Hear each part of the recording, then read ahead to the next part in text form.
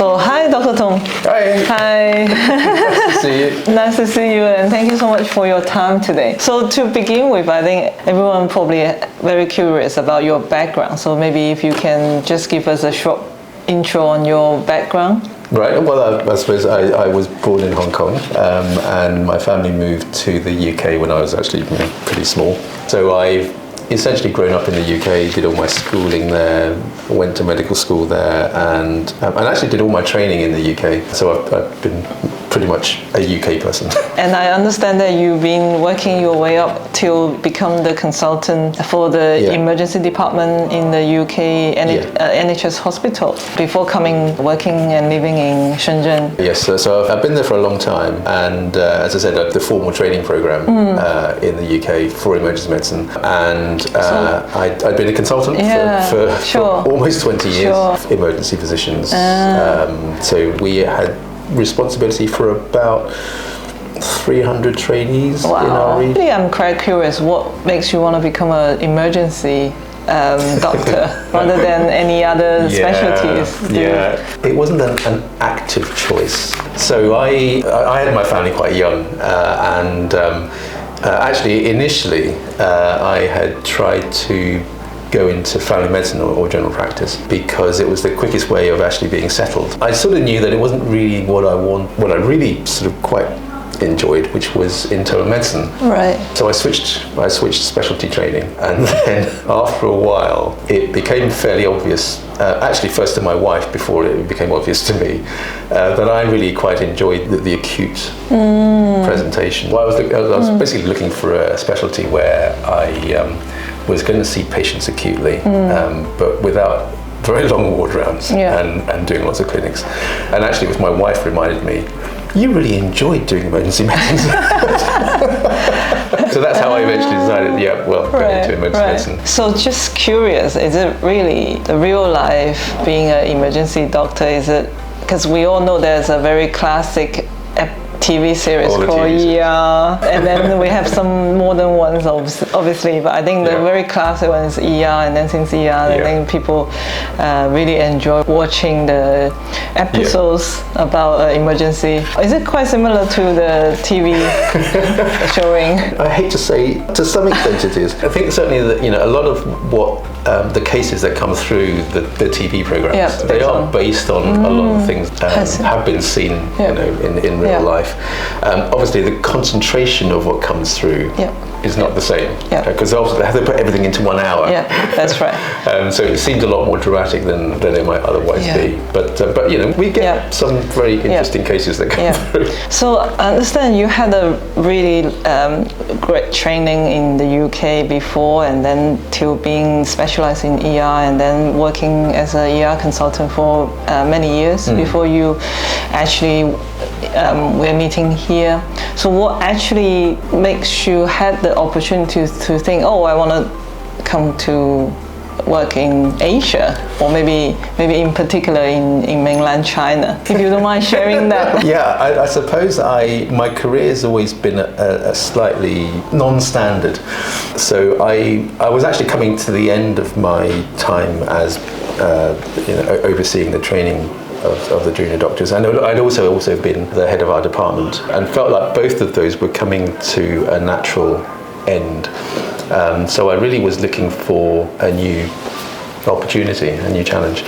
Actually, United Family Hospital had come to London to run a one-day seminar about healthcare in China, and this was just before COVID. So I went down just because it was interesting, and then this job in Shenzhen came up, and so I thought, that's interesting, and having had a connection with United Family Hospital, and obviously because I was born in Hong Kong, I thought it would be quite interesting to be closer to where I was born.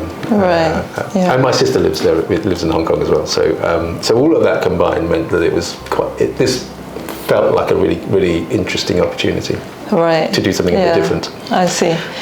I think you're very brave, because a lot of people like myself, because of family, I can move back, and also I can, there's no language barrier. So how you overcome those barriers, or have you gone through some interesting times that you would like to share with us? Yeah, I'm not sure that I've actually quite overcome those barriers even now. So, yeah, I mean, the biggest challenge really was the fact that I arrived towards the end of COVID. So this was back in 2022. Yep. And there were still restrictions then. So actually, my arrival in China was delayed by about 6 months. So when I arrived, I obviously didn't have a Chinese SIM card, and everything works around the Chinese phone number. Yeah. So I had great difficulty trying to get internet access when I was in the airport because you had to scan a QR code. Yes. And even when there were a lot of QR codes that you scanned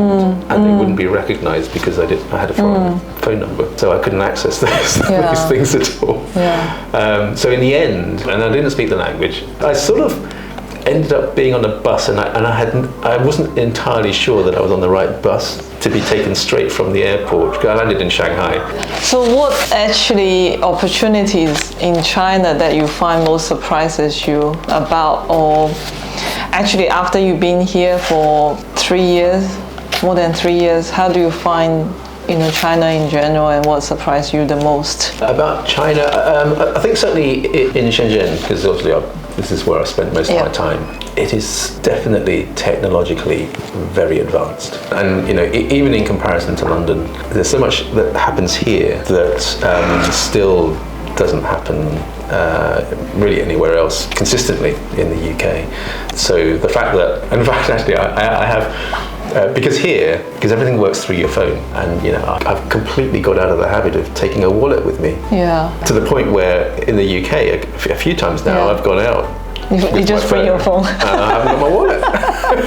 At one time, I actually went to fill my car up with petrol, and I didn't have my phone. So I had to speak very nicely to the guy at the petrol station to say, look, I've accidentally come out without my wallet. I left in my watch as a sort of collateral so that I could go and find my son and ask to borrow his his card so that I could pay for the petrol. Yeah. So that's been interesting, and then really a lot of the fact that obviously payments are done through the phone, and actually seeing how a lot of deliveries are done even now by drones has been really amazing. Yeah. So there's a lot of stuff going on here that is definitely very much more advanced than the infrastructure in the UK. I see. How do you find the healthcare system between UK and China? Are there any similarities, or are there any big differences? Well, I guess the similarities are that there's similar sorts of patients, similar presentations.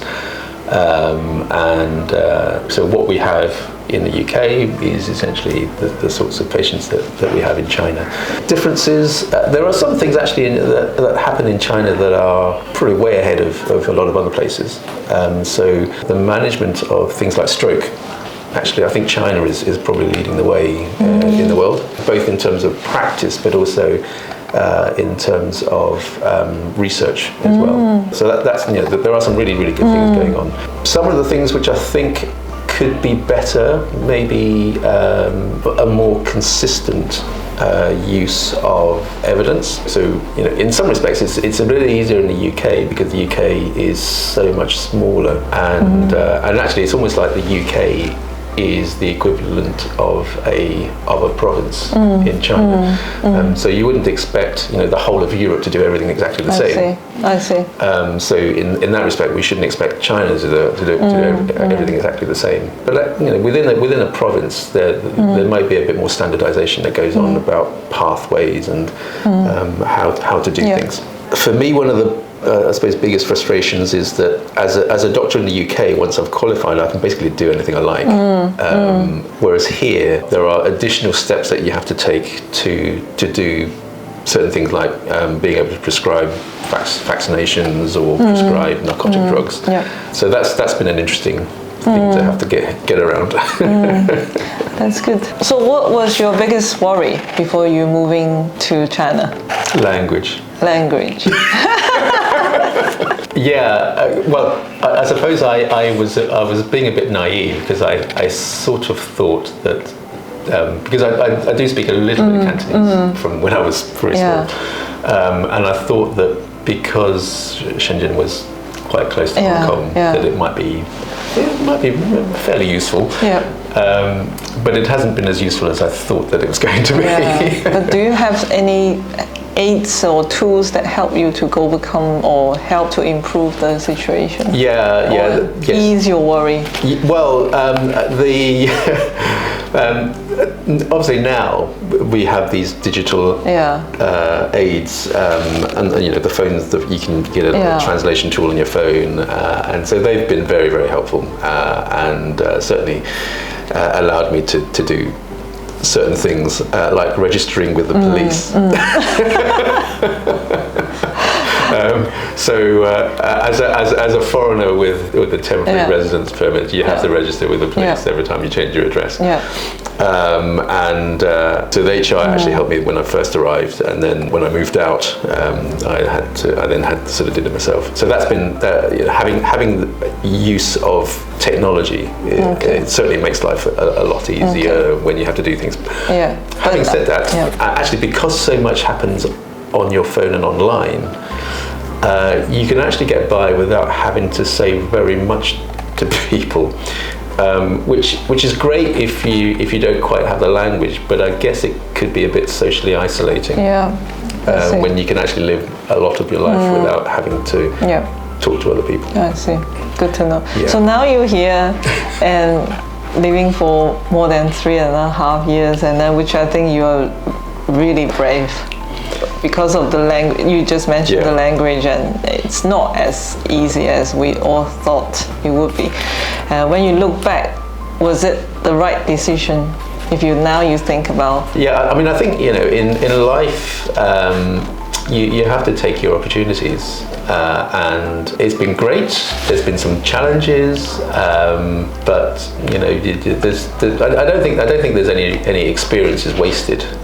And you have to live life. And I think that gives us an opportunity to see how China it is right now than what people think China will be.